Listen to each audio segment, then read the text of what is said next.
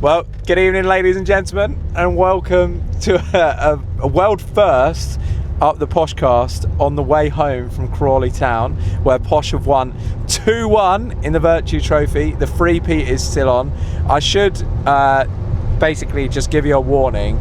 We can't silence the satnav tonight, so if you do hear any directions, we apologise. We're doing our best. We wanted to get an episode out for you tomorrow, and this was the best way of doing so. So I am joined by Ashley and Charlie in the back as we go home in Ashley's wagon from Crawley. 2-1, brilliant scenes at the end, which I was involved in. Managed to hug Carl Johnston, which was a nice way to end the night. And what did you think of the game, Ashley? Well, look, it was nothing. It was not a spectacle, was it? We struggled for probably 90 minutes. We were fortunate to go 1-0 up, and then it looked like we were going to do our best to throw it away. And then up steps Donay O'Brien-Brady. What a boy, from the abyss, pretty much, on as a substitute, and scores the winner. A tidy finish, took a deflection, we think, and look, that's classic Peterborough United, isn't it? John said that the satnav's going off. I'm going to be honest with you, I've scheduled in Wembley around April time next year because it looks like all roads lead to there. I think that guarantees us an away tie because we finished second in the group, so we'll have an away tie in the southern section. But look, it wasn't amazing, but we won the game. That's all that matters in these cup competitions, isn't it? Yeah, I had a great time tonight. I think it was just classic Vertu. It just chaos. I think we hit the bar a couple of times, didn't we? Like, tackles were flying in. It did feel like the game meant something to the players on the pitch, which was nice. I think Crawley really wanted to go through. You could hear that by Scott Lindsay, how much he was shouting. Yeah, I thought it was a good performance, actually. Considering the squad we had out, and really none of the first team players had a massive part to play in the game, I think. And the ones that did, you know, Lisby, Otto, not Tom O'Connor, but they're definitely the wingers. They seem to be not fully engaged in the game. A couple of challenges shirked and stuff, which I can understand. But yeah, just to get that win at the end and limbs of the season in the Vertu, who would have thought? Like, unbelievable scenes at the end. It was just really nice, and it's great for Luke Williams. Obviously, he's come in first 2 weeks. He's gone through in the FA Cup. He's battered Wimbledon in his first league game, and he's gone through in the Vertu Trophy, cleaning up Darren Ferguson's mess. So, yeah, fair play to Luke Williams, and now, you know, a good week on the training ground. Yeah, what a good day in the trophy. Yeah, I'd say it was probably the worst team performance under Williams. Not that it wasn't terrible, was it? And we did have a few chances. Like, we hit the bar twice. Lindgren should have scored late on, but it wasn't great. You could tell there was a quality drop-off compared to what we usually have.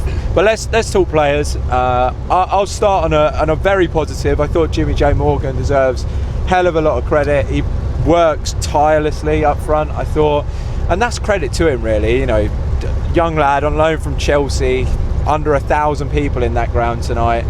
Would have been very easy for him not to put in the hard yards, but he did put in the hard yards. He got rewarded for it with a goal where he just charged down the keeper, and their keeper was atrocious, by the way. Just looked so dodgy. So I thought he was great, and I also want to give Fabian Claxton an early shout, making debut tonight. Never really looked ruffled, I thought, for the 60 minutes that he was on the pitch. I thought looked composed at the back. You couldn't tell it was his first appearance. Grew into the game a bit and did himself a credit. Didn't look out of place, did he? I didn't think.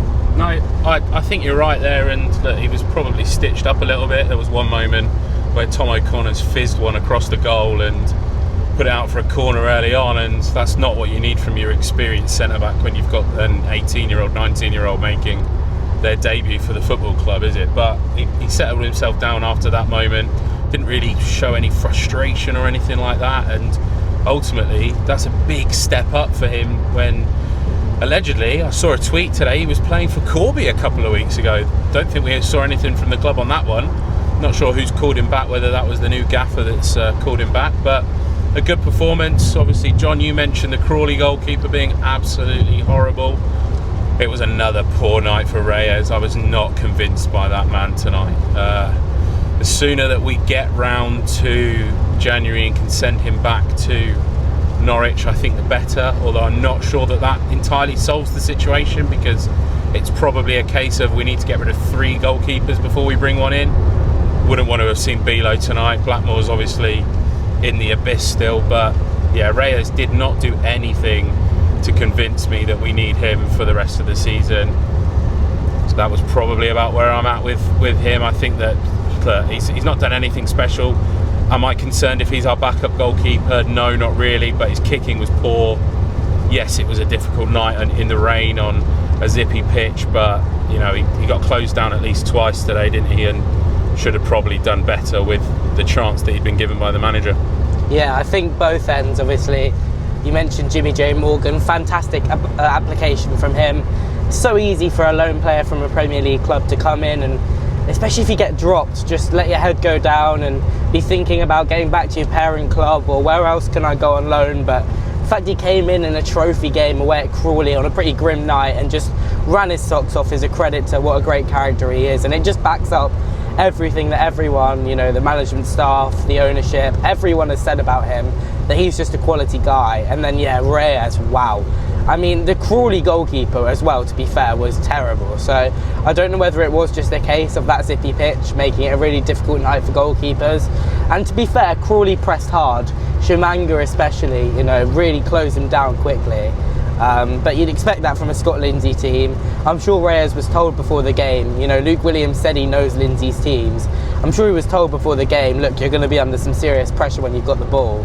And he did himself no favours, did he? I mean, he had a young centre-half to his right who he did stitch up a couple of times with some poor passes. He took touches when he didn't need to.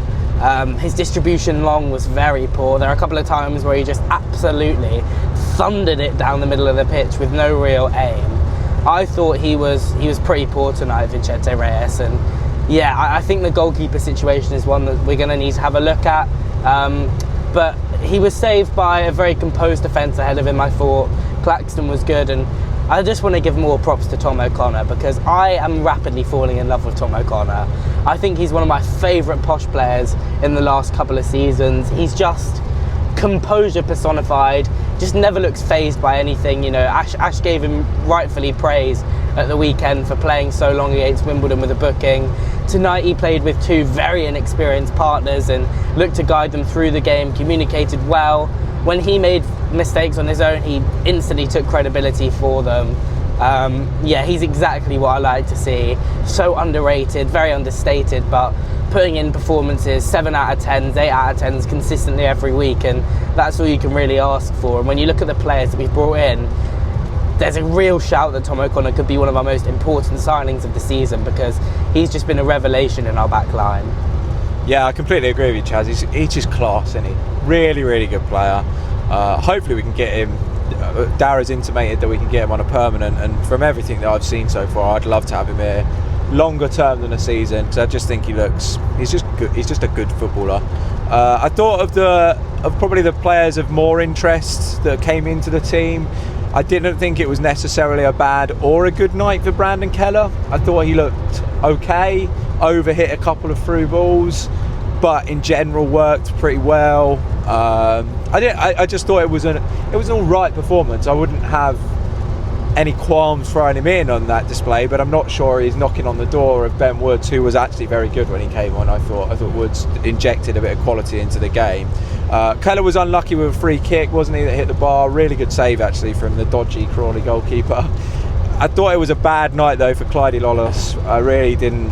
Well, you talk about Reyes and his lack of urgency really surprised me, but Lolos as well, he just seems to want to glide through games a lot of the time, and I'm not sure he has the ability to do that. I feel like he needs to start showing a bit more application and desire, and maybe that's not his game, I don't know, but it feels like he kind of wants to stroll through games a little bit like a Lee Tomlin, but he doesn't really have that sort of ability on the ball to justify that lack of doggedness or work rate. And it was just one of them performances that just was really insipid from him. He gave the ball away a lot, didn't really offer that much going forward, and if you're trying to knock on the door of the manager, and the fact is he was on the bench again at the weekend, so Williams must have seen something that he reasonably liked in Lolos in training.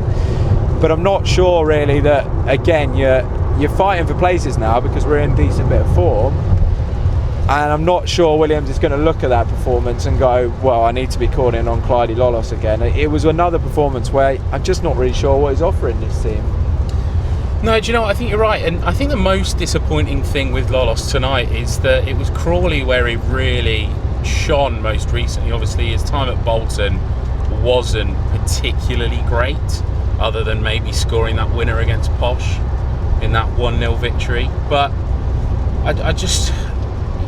We get in early, don't we? We watch the warm-ups, and I asked Luke Williams the question of the players were only out for less than 20 minutes warming up against Cardiff. We've seen that that's his thing. He said that that's the thing that he's most interested in. And Lolos is like working at like 20% in the warm-up, and it carries through to the game. Like we saw he struggled to get his shot off. There was a few times down the far end in the first half where he was on the edge of the box and you'd expected him to have shot. It's a really frustrating signing for me, and I still don't see it. We obviously have made comments previously on Chris Clark being sent out to non-league. He's obviously doing very well there. I still don't think that he's the answer in League One. But if the question was we need a new cam to replace Chris Clark because Fergie didn't rate him, I really don't know what we've seen in Clyde Lolos, because again, like you say, John, he just does not work, and yeah, clearly must be doing something on the training pitch to get himself in matchday squads. But if tonight was his audition for a starting position instead of Matt Garbett in that 10 role when we play Stockport, I think he failed that particularly miserably. I think two players that did do well and switched at half time were both CJ and JD. They were up against a tricky winger both sides, and it wasn't anything special from them, but they did their job. CJ obviously was trying his best to get forwards. We saw a few overlapping runs from JD himself, but again, I didn't really... Their focus tonight was clearly trying to keep the ball out of the net, because Crawley were pretty much on top of us for a great deal of the game. But as we always ask, they've done their job, they've kept it simple. I don't think we saw the best crosser in the club, as D-Max states from JD tonight. There was a few opportunities where the ball wasn't quite right, but again, I'm willing to let these players off based on the fact that JD wasn't in the squad at the weekend. CJ hasn't been in a lot of squads towards the back end of Fergie's time, so they're still finding their way and finding their feet. But yeah, overall it was a relatively good performance from our two right back and left backs across the pitch, so I can't complain at that one. Yeah, I think another interesting one obviously brought into the team. You mentioned Lolos had something to prove and proved very little. Someone who also had something to prove was Ryan de Havilland. I mean, that's an interesting one, isn't it, that he's been brought back into the side. I think the club were quite frustrated. Dara seemed quite frustrated. Fergie seemed quite frustrated that we couldn't move him on in the summer. He had offers from Scotland, I believe, that he turned down. Was offered to go out on loan in the National League, turned that down. But maybe he's had a masterstroke, Ryan de Havilland, because thrown in from the start tonight, and I thought he was actually a good performer. I think Ryan de Havilland... I've never hated Ryan de Havilland as much as some people have in terms of his performances. I've always thought that he's generally done okay when he's played alongside Archie Collins, especially. You know, I remember they had a good run of games last season where he played against Cambridge, didn't he, and he scored, and Bolton away he was singled out for praise by Fergie and by Darren McAntony. He's had good moments in a Posh shirt, and while I don't think he's ever going to be that starting midfielder, if we can have him as squad depth, then it's good. And he sort of fits in the same bracket with another player, which, I mean, we'll mention, Donay O'Brien-Brady, scored the winner tonight. Looked very angry after scoring the winner. Like, it's one of the most angry winning goal celebrations I've ever seen. But fair play to him, you know, he came on. As much as he probably lacked a bit of quality, what he did bring to the side was a real urgency when he came on. It looked like he wanted to get the game and the pace of the game going. Had a couple of neat moments, turns, and obviously I think the finish was very deflected, but it was a great winning goal and a good moment for him and for the squad. And yeah, I just felt like the midfield area tonight, we were ran through a little bit, but you know, de Havilland Donay O'Brien-Brady, Lolos, big nights for them. Some of them impressed, well, some of them far from impressed. Well, Chaz, I think you've left me with a choice between Lisby, Odo and Lindgren as my players left to speak on. Have you got any preference who you want to hear me talk about? You talk about, let's hear what John has to say about Odo. I knew you were going to say that. Look, it wasn't good, was it? It was just classic Abraham Odo. I just thought he was awful again. I mean, people say he played alright the weekend. I didn't think he was particularly great. Tonight was back to Odo of old, where I mean, there was one moment which summed Odo up, I thought, which was when he got the ball one-on-one in the box. I think it was about the 80th minute. We're chasing a winner, and you just want him to shift it or get a shot off or just do something, and he just chose to just run directly into the defender. Just no skill, just I'll try and bang a shot straight at him. Obviously it hit the defender. The away crowd were like getting a bit frustrated with him at this point. I think there was definitely a few moans and groans in there, not just from me. And yeah, it's just not going to work with him. I mean, we do have a lack of options down the wings, and actually I don't think Lisby was great down the other flank, but even Lisby tonight, and I don't think it was his greatest performance, he had a goal ruled out for offside, which looks questionable from where we were. I'm not sure that it was, maybe it was. He looks more of a goal threat. He nearly got on the end of another Woods cross, didn't he, where he just couldn't quite reach it, and he just looks a lot more of a goal threat than Odo. And even on his worst performances, his impact in the games in the final third more. And this is a guy that stepped up for Braintree like months ago. Odo's been here 18 months now nearly, and you don't need to hear more from me about me saying that I don't get it with him, but I didn't think it was a good night for Odo. But at the minute we're down to wingers, and if Williams wants to play with wingers, it's hard to think of any other options really that you can use out there. So I think he's probably got his place in the team at the minute. Yeah, I think you're right. That's probably something that we'll discuss when we've finished on the game, is where was Declan Frith tonight. But I think my only frustration with Lisby today was we had John Travolta running the line on the end that we were at, and whether he made questionable decisions or not, I guess we will never know. But it's one of those ones where Lisby gives I appreciate he wants to play right on the line and keep it tight, but I think in a game like today you can give yourself a yard. It didn't look like the Crawley defenders had a great deal of pace, and I think that Lisby has that advantage on them, so he didn't need to be as offside as often as he was. There was a few times in the first half that I think all of the front three ended up being caught offside, which, you know, I just don't particularly think it's necessary. Lisby was good. I think that it's difficult although it worked on Saturday, I think it's difficult for both of the wingers that they are switching over. They don't ever feel like they probably get into a rhythm. Obviously they're both left wingers, so when they come onto the right it's naturally harder for them, but like you say, John, is that Lisby had the ball in the back of the net and was offside and got close to another one, and it just wasn't his night. But unfortunately, that's just the way that it is sometimes with these players, that they step up. We said it time and time again. As long as, and I think that that's probably the key difference between Odo and Lisby, is that you don't have to be good every single game. We don't expect that, but it's important that you show the effort. And Lisby consistently shows the effort, whereas I don't feel, and I'm sure that John probably feels the same, that Odo always shows the same effort, even if the ability maybe is or isn't there. We had high hopes for Odo tonight after his hat-trick, a good ground that he enjoyed, but yeah, he just didn't show anything, did he? Well, before Chaz, you go, I forgot to mention there was another Odo chance where the ball was crossed into him, and he had it felt like he had an age to just shoot, and he just like stalled with the ball at his feet like 8 yards out. And we should also mention that it seemed like he was pretty lucky not to get sent off, or at least the ref took a lenient stance, because he got a cheap booking, and then it seemed like he said something to the ref, because instantly their bench said, well, send him off then. And it's like, he could easily have gone there in the Vertu Trophy just through petulance, and it's that sort of like petulant attitude that I don't know. I don't want to feel like we're jumping on an Abraham Odo bandwagon after we've just won again, but it's just another one of those performances which was just frustrating to watch, I thought. Yeah, I completely agree. It's like, if he'd been sent off there, I actually would have been fuming, like genuinely fuming, because you've basically just knocked us out of the Vertu Trophy, and for what? The cheapest of yellow cards, and then the cheapest of second yellow cards as well.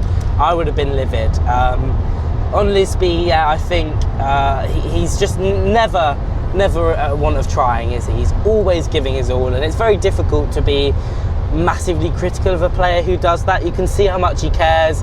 You know, after he scored the goal, or he thought he'd scored the goal, he went absolutely mental.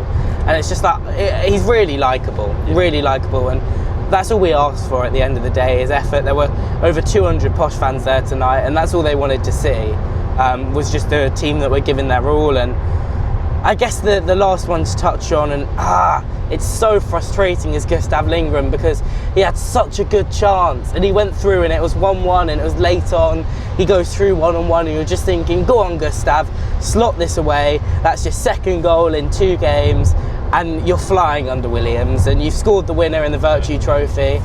Third goal, in 2 games. Second game in a row you've scored him, and you're flying under Williams. And it was so annoying. He was given too much time, and I think he got in his own head, which has been his issue for so long. It would have been another moment. It's another sliding doors moment for Gustav, isn't it? We've seen so many where he could have just kicked on at Posh if he just buried that chance, and he didn't. And yeah, it was an easy chance, wasn't it? He literally was played through, clean on goal. He had the chance to choose choose his angle of approach, open up his body or close off his body, depending on what he wanted to do. The keeper was, in a bit of an awkward position. It should have been scored. And most clinical strikers, I think Morgan or Leonard would have slotted that in. And yeah, frustrating for Gustav. I've not lost hope in him. I think there is still a chance that he gets reinvented under Luke Williams, but again, it would have been such a great moment for him, and he just didn't get it tonight. And keep going, Gustav. He's running harder for Williams than he was, and he did well to get himself in the position to have that one-on-one in the first place. But yeah, really annoying, because that could have been his moment. Yeah, I think it's worth crediting Gustav for his attitude. I know you touched on it, but he's lost probably his best mate in Oscar Vallin, hasn't he? And he's had a change of manager. I'm just fair play to him. He keeps trying. It did feel like a bit of a step backwards, that miss tonight, and you just wonder how many more step backwards he can take, especially after everyone was so positive about him after he scored those 2 goals, and now you're kind of questioning, was that a blip, or are we back to Gustav? I just don't know how many more chances he keeps getting if he keeps missing, and I think if he had scored tonight, that would have been really, really big for him, because like you say, Chaz, it just would have propelled him into, okay, this is an actual goal scorer under the new manager, but that's going to knock his confidence now. I think that's every player talked about now. Have we done Woods? I mentioned that we should probably talk about Ben Woods. You can talk about Woods. Yeah, let's talk about Woods, because it looked like we were on the ropes until he came on, I thought, and he's one of those players that he's shown it in the last 2 games, hasn't he, under Luke Williams. He really wasn't afraid to grab that game by the scruff of the neck, and was it his ball to Dobby that meant that we scored the winner? Yeah, you can't really ask for much more, can you? And it's moments like that that little bit of quality, like we mentioned earlier, that Keller played a few through balls and they were just overhit. That one for Donay O'Brien-Brady from Ben Woods was literally on a plate for him. It was touch and finish, which you're saying thank you to your teammate for that, aren't you? And I think that I tweeted when did we give him man of the match at the weekend, is that right? Yeah, but I wasn't sure with his performances under Fergie, but it's very clear to see that he's got a new lease of life under Luke Williams, and it really does look like the player that we were told that we were signing from Accrington, this ball playing, goal scoring, assisting midfielder. We're really starting to see him, and I just hope that he continues to grow. And look, nights like that, people mock it. I said this to somebody that we were speaking to in the ground. People mock the Vertu Trophy, but that whether it was a joke or not, some of those scenes at the end of the game are not to be sniffed at, because it's times like those that, as a Posh fan, you don't get them every week. It's been a rotten 18 months supporting Peterborough United. The Vertu Trophy has sort of been our safe place.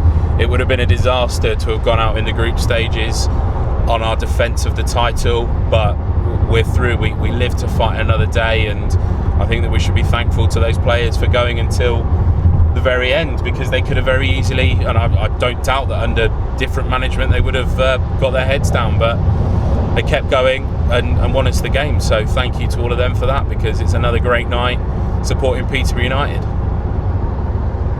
Yeah, and well, I think it's also important to mention before we wrap that well done to over 200 fans. I think that's a great effort from everyone that went. For a club our size, I think we had nearly 30% of the ground. So on a horrible evening, it's not been the best driving conditions or passenger conditions for me.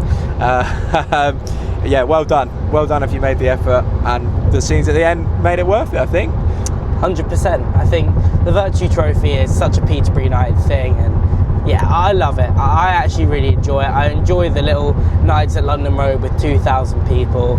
I enjoy the trips to Crawley. I enjoyed Gillingham last season, and Brad banging in an absolute screamer. I do love the Vertu Trophy. It's become one of my favourite things about being in League One, and if we were to get promoted, a little part of me would be sad that we weren't competing in it. I'm going to be honest. I think the trips to Wembley it's provided us, the memories, Wrexham last season, even tonight, I don't think I'll forget those scenes at the end. They were great, and they were hilarious, and they were everything you want on a terrible little Tuesday night in Crawley. Yeah, fantastic. Up the Vertu Trophy and up the Poshcast. Up the Poshcast. Up the Poshcast and get me off this fucking M25.